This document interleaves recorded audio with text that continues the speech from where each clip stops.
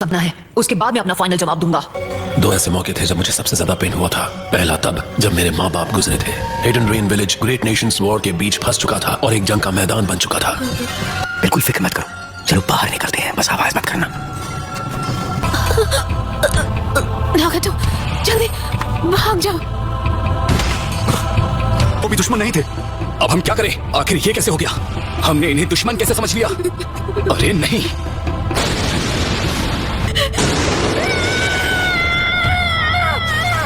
वो दर्द नफरत में बदल गया, लेकिन उसकी वजह से मेरी पावर्स भी एक्टिवेट हो गई। मुझे बहुत वक्त बाद पता चला कि वो मैं था जिसने उन 2 लीफ निंजास को खत्म किया था। इतनी भूख लगी है कि चला भी नहीं जा रहा। अब कीजिए, क्या आपके पास खाने के लिए कुछ है जो आप मुझे दे सकते हैं? शुक्रिया, मैंने काफी वक्त से कुछ नहीं खाया है। मुझे माफ कर दो, लेकिन मेरे पास तुम्हें देने के लिए कुछ नहीं है।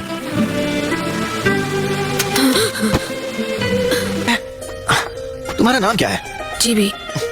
तुम्हारा नाम तो बड़ा अजीब है। चीबी? मेरा नहीं, ये डॉग का नाम है। और इस तरह हम मिले थे। इस तरह मैं कोनन और याही को नाम के एक लड़के से मिला। सभी चलेगा सर, प्लीज हमारी मदद कीजिए। मैं यहाँ मुफ्त में फिश बांटने के लिए नहीं बैठा हूँ। चलो भागो यहाँ से। कंजूस कहीं के। हे, ज़बान संभाल के, वरना ठीक। उस छोटे से विलेज में ऑर्फन्स की मदद करने के लिए कोई इंतजाम नहीं था। चोरी करना हमारे लिए जीने का इकलौता तरीका बन गया और कोई चारा नहीं था। हंसों के खिलाफ हिडन लीफ के निंजास। वो जिराया सेंसे और उनके 2 टीममेट्स लड़ रहे थे। वो 3 जो एक दिन लीफ के लेजेंडरी सानन के नाम से पहचाने जाने वाले थे। चीबी, यही को अब हम क्या करेंगे? शिबी सांस नहीं ले रहा है। उसकी फिक्र बाद में करो, पहले हमें यहाँ से बाहर निकलना होगा। भागने के बाद तुम सिर्फ रोते रहोगे तो कुछ नहीं बदलने वाला। बिल्कुल इस नेशन की तरह, उन हिडन लीफ निंजा से जो हांजो से लड़ रहे थे। मैं अभी अभी बैटल साइट देखकर आया हूँ और मैंने उनमें से किसी की भी लाशें नहीं देखी। वो सब हांजो से लड़ रहे थे और सभी बच गए। इसका मतलब वो सब बहुत ताकतवर होंगे। तो मैं पता लगाऊंगा वो किसने किया और उनका स्टूडेंट बन जाऊंगा। मैं मन बना चुका हूँ। हमें वो आखिर मिल ही गए, जिराया सेंसे। क्या मैं इन्हें खत्म कर दूं?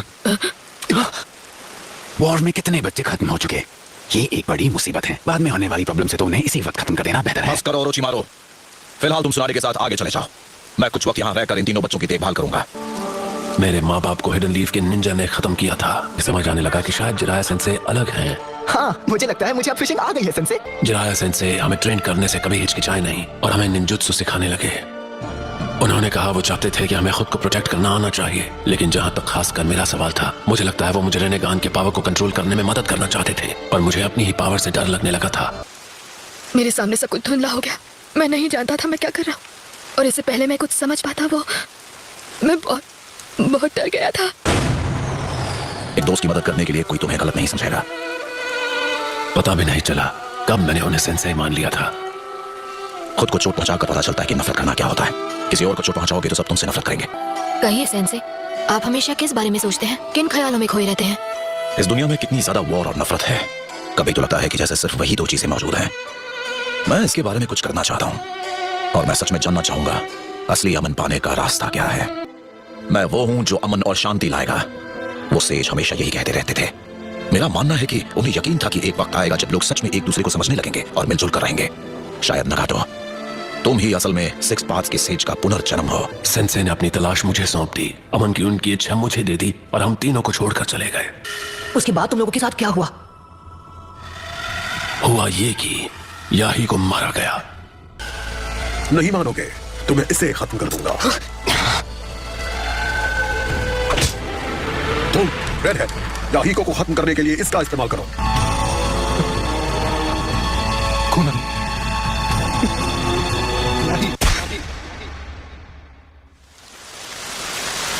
तुम्हें और कोनन को जिंदा रहना होगा, चाहे जो भी हो जाए। तुम इस दुनिया के रक्षक हो।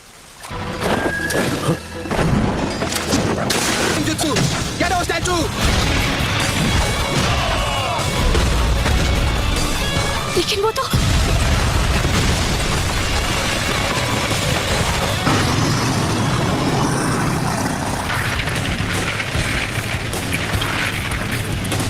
लगता है असली लीडर तो तुम थे। Teleportation jutsu.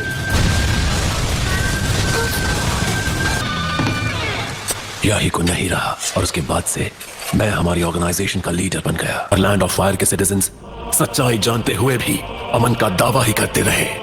लेकिन वो अमन जो तुम बड़े नेशंस एंजॉय करते हो, वो सिर्फ इसीलिए है क्योंकि छोटे नेशंस को जबरदस्ती बलिदान देने पड़ते। तुम्हारे कहने पर मैंने तुम्हें अपनी कहानी बता दी। चलो अब तुम्हारा जवाब सुने।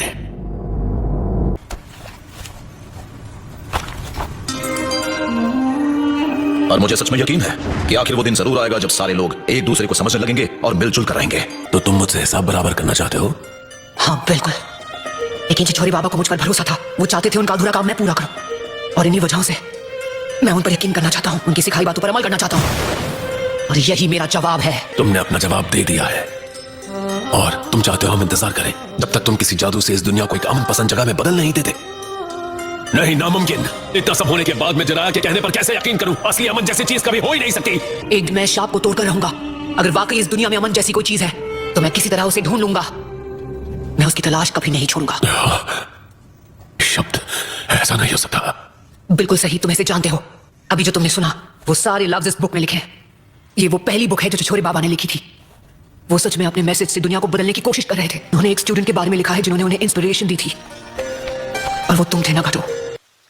दुनिया में अमन, मैं उसे हासिल करने का तरीका अब तक नहीं ढूंढ पाया हूं, लेकिन मैं कसम खाता हूं कि एक दिन मैं इस शराब को तोड़कर रहूंगा।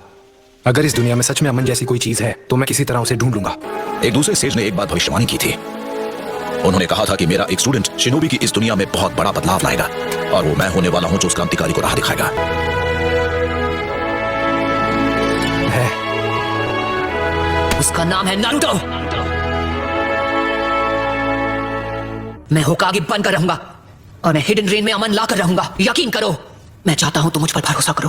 कैसे मुझसे कह सकते हो कि तुम कभी अपना मन नहीं बदलोगे? तुम्हें सच में लगता है तुम उस आदर्श से कभी अपना मुंह नहीं मोड़ोगे, भले तुम कितने भी दर्द में क्यों ना हो? तुम्हें लगता है तुम हमेशा खुद पर भरोसा कर पाओगे? क्या तुम इसकी गारंटी दे सकते हो? मेरे अंदर अब भी बहुत सारा दर्द दबा हुआ है, और कोई नहीं बता सकता कि आगे चलकर और कितने दर्द का सामना करना हो। इसके बाद की कहानी मेरी जिंदगी पर होगी। इसी वजह से भले मुझे आगे चलकर जितना भी दर्द सहना पड़े, मैं रुकने वाला नहीं हूं, क्योंकि यही तो है असली नारुतो। तुम मुझे एक ऐसा भविष्य दिखा रहे हो जो उस रास्ते से अलग है जिस पर मैं चलता आया हूं। लगता है मैं तुम पर भरोसा करने वाला हूं। जिनके पास रेनेगान होता है वो 6 पेन्स के सारे जुत्सु का इस्तेमाल कर सकता है, और वो जिंदगी और मौत की दुनिया के दायरे के बाहर होते हैं।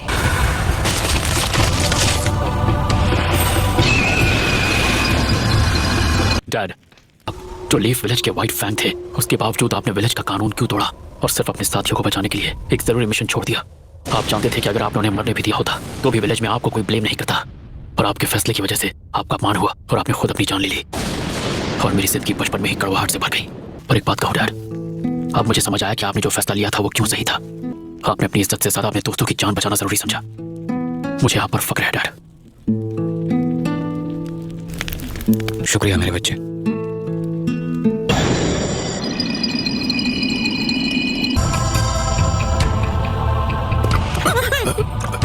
मैं कहा, मुझे क्या हुआ था? मेरे पास अब भी उन्हें दोबारा जिंदा करने का टाइम है जिन्हें मैंने लीफ विलेज में आने के बाद खत्म किया था। मैं उनके लिए कम से कम इतना तो कर ही सकता हूं। ये क्या है? मेरे ख्याल से तुम्हें यहाँ समय से पहले आना पड़ गया। शायद कोई काम अधूरा रह गया जिसे तुम्हें अभी पूरा करना है। डैड, मैं खुश हूं कि हम बात कर पाए और तुमने मुझे माफ कर दिया। प्रकाशी भी हाँ। चलो शुक्र है, मैं बहुत खुश हूं ककाशी से। मैं तुम्हें जितना हो सके उतना समझाऊंगी। वो चीजें हैं जिनका तुम आने वाले समय में सामना करने वाले हो नारुतो। तुम्हारी और इस किताब की कहानी इतनी मिलती है कि लगता है जैसे कोई भविष्यवाणी हो। लगता है मेरा सफर यहीं तक था नारुतो, और मुझे यकीन है कि तुम ये जरूर कर पाओगे।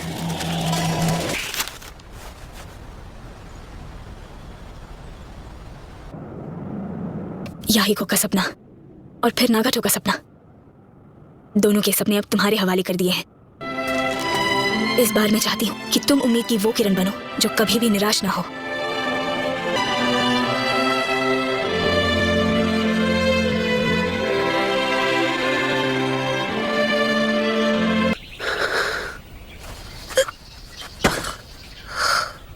बहुत खूब, ककाशी सेंसे।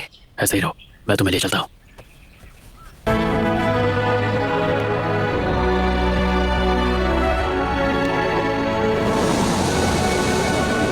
Thank you.